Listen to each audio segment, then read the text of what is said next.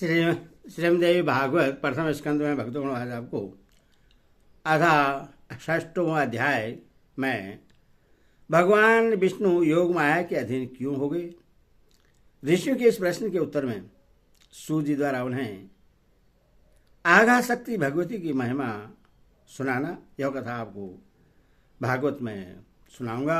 आप इसको ध्यानपूर्वक सुनें और भक्तगणों इस चैनल को लाइक सब्सक्राइब जरूर करें। माँ भगवती आपका कल्याण करे, आपका परिवार का कल्याण करे। कथा सुनिए। ऋषिगण बोले, हे महाभाग, हमें इस कथानक में महान अद्भुत शेष है। हे महामति, वेदों, शास्त्रों, पुराणों तथा बुद्धिमान लोगों की सदा से यह अवधारणा रही है कि ब्रह्मा, विष्णु तथा शंभु ये तीनों देवता सनातन हैं और इस ब्रह्मांड में इनसे बढ़कर अन्य कोई नहीं है। ब्रह्मा जगत का सर्जन करते हैं, विष्णु पालन करते हैं और शंकर प्रलय काल में संहार करते हैं। ये तीनों ही इसमें कारण हैं। ब्रह्मा, विष्णु और महेश ये तीनों देवता एक ही मूर्ति के तीन स्वरूप हैं। ये लोग कर्मशः रज, सत्व और तम गुणों से युक्त होकर अपना अपना कार्य करते हैं। उन तीनों में माधव, पुरुषोत्तम, आदिदेव, जगन्नाथ, श्रीहरि श्रेष्ठ हैं और वे सभी कार्य संपादित करने में समर्थ हैं। अनुपम तेज वाले विष्णु से बढ़कर सर्वसमर्थ अन्य कोई भी नहीं है। उन जगतपति विष्णु को योग माया ने विवश करके भला कैसे सुला दिया। उस समय उन विष्णु की चेतना कहाँ चली गई और उनके जीवन की चेष्टा कहाँ लुप्त हो गई। हे महाभाग, यह महान संदेह उपस्थित है। आप इस विषय में यथोचित बताने की कृपा करें। जिस शक्ति के विषय में आप पहले बता चुके हैं कि उसने भगवान विष्णु को भी पराभूत कर दिया था, वह कौन सी शक्ति है?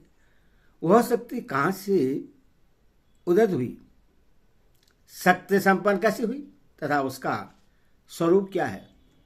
हे सुवर्त, यह सब हमें सर्वस्व रूप से बतलाइए। जो विष्णु हैं वे तो सबके ईश्वर, वासुदेव, जगत के गुरु, परमात्मा, परम आनंद स्वरूप तथा सच्चिदानंद की साक्षात मूर्ति हैं। सब कुछ करने में समर्थ, सबका पालन करने वाले, सभी चराचर का सर्जन करने वाले, रजोगुण रहित, सर्वव्यापी और पवित्र हैं।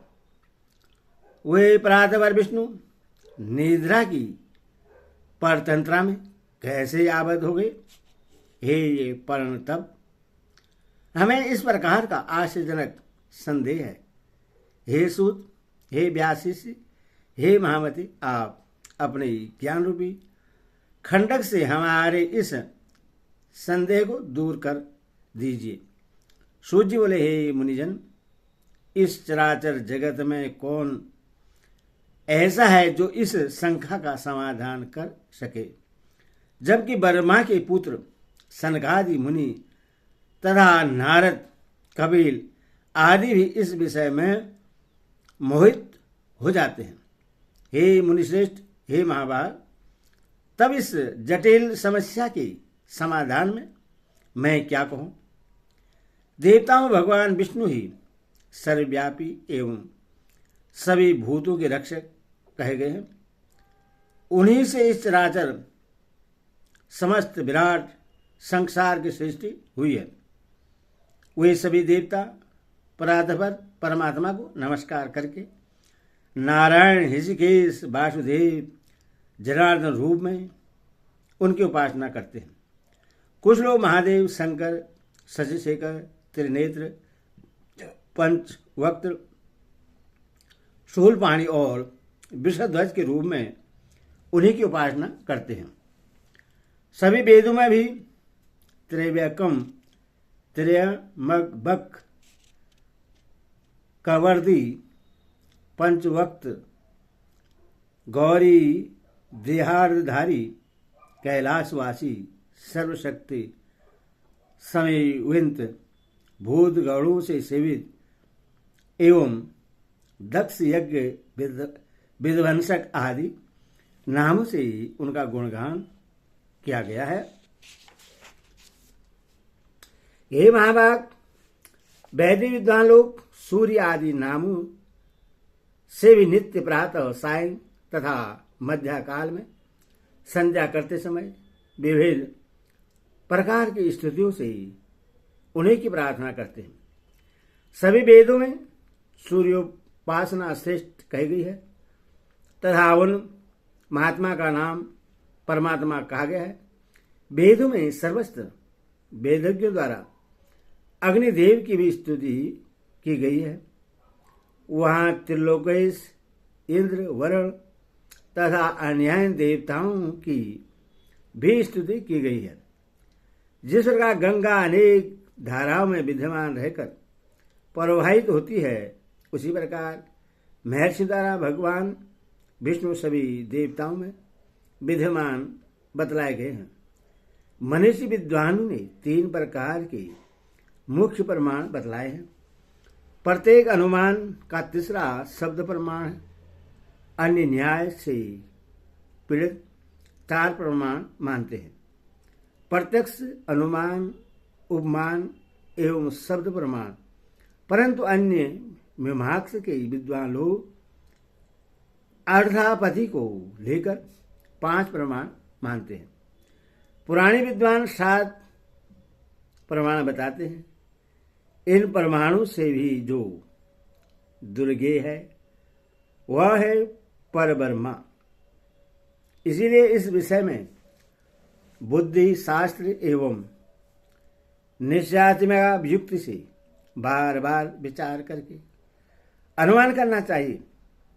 साथ ही सन्मार्ग का अनुसरण करने वाले दृष्टांत द्वारा इस प्रत्यक्ष विज्ञान का चिंतन बुद्धिमान मनुष्य को सर्वदा करते रहना चाहिए।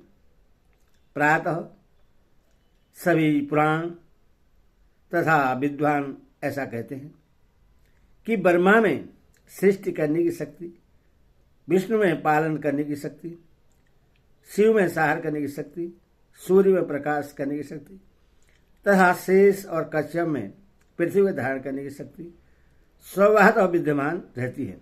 इस प्रकार एकमात्र वे आगा शक्ति ही स्वरूप भेद से सभी में व्याप्त रहती है। वही अग्नि में दाह, कतप शक्ति तथा वायु में संचार शक्ति है।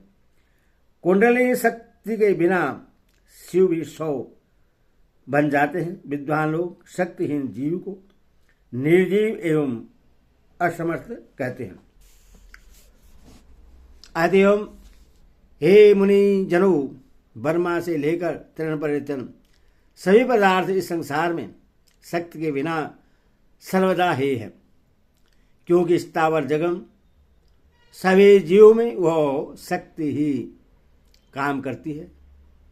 यहाँ तक कि शक्तिहीन पुरुष शत्रु पर विजयी होने, चलने फिरने तथा भोजन करने में भी सर्वदा असमर्थ रहता है।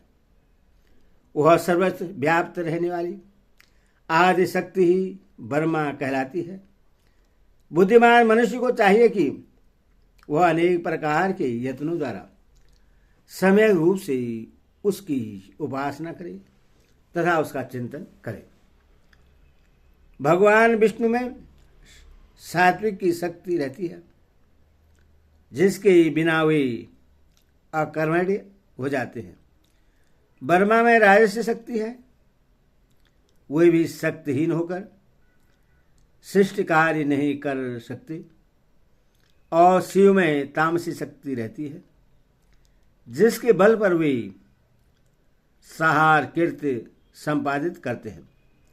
इस विषय पर मन से बार बार विचार करके तर्क वितर्क करते रहना चाहिए।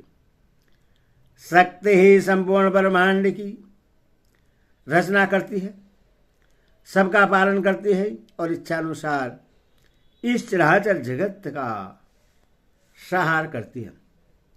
उसके बिना विष्णु, शिव, इंद्र, ब्रह्मा, अग्नि सूर्य और वरुण कोई भी अपने अपने कार्य में किसी प्रकार भी समर्थ नहीं हो सकते।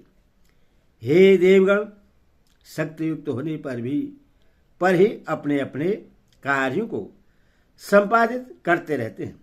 प्रत्येक कार्य कारण में वही शक्ति प्रत्यक्ष दृष्टिगोचर होती है। मनीषी पुरुषों ने शक्ति को सगुण और निर्गुण भेद से दो प्रकार का बताया है। सगुण शक्ति की उपासना आसक्त जनों और निर्गुणा शक्ति की उपासना अनासक्त जनों को करनी चाहिए। धर्म, अर्थ, काम और मोक्ष, इन चारों पदार्थों की स्वामिन वे ही निर्विकार शक्ति है। विधिवत पूजा करने से वे सब प्रकार के मनोरथ पूर्ण करती है। सदा माया से घिरे हुए अज्ञानी लोग उस महाशक्ति को जान नहीं पाते। यहां तक कि कुछ विद्वान पुरुष उन्हें जानते हुए भी दूसरों को भ्रम में डालते हैं। कुछ मंदबुद्धि पंडित अपने उदर की पूर्ति के लिए कली से प्रेरित होकर अनेक प्रकार के पाखंड करते हैं। हे महाभागो, इस कली में बहुत प्रकार के अवैदिक तथा भेदमूलक धर्म उत्पन्न होते हैं, दूसरे युगों में नहीं होते। स्वयं भगवान विष्णु भी अनेक वर्षों तक कठोर तप करते हैं और ब्रह्मा तथा शिव जी भी ऐसा ही करते हैं। ये तीनों देवता निश्चित ही किसी का ध्यान करते हुए कठिन तपस्या करते रहते हैं। इसी प्रकार अपनी इच्छाओं की पूर्ति के लिए ब्रह्मा, विष्णु, महेश ये तीनों देवता अनेक प्रकार के यज्ञ सदा करते हैं।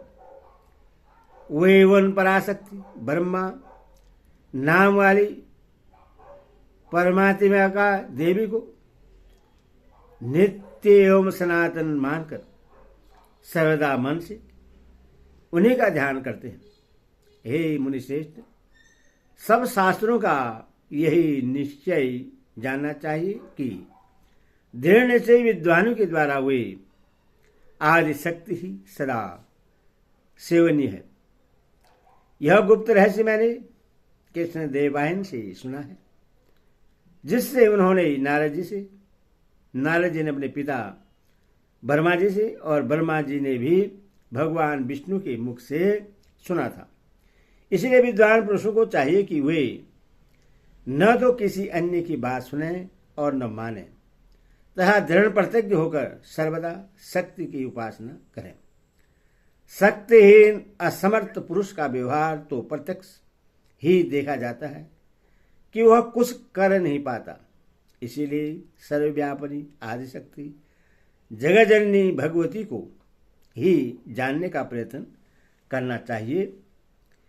इति श्रीमद् देवी भागवत महापुराण षष्ठौ दशसहस्र सहितानां प्रथम स्कंदे अराध्यै निर्णय वर्णै नामाष्टोऽध्यायो।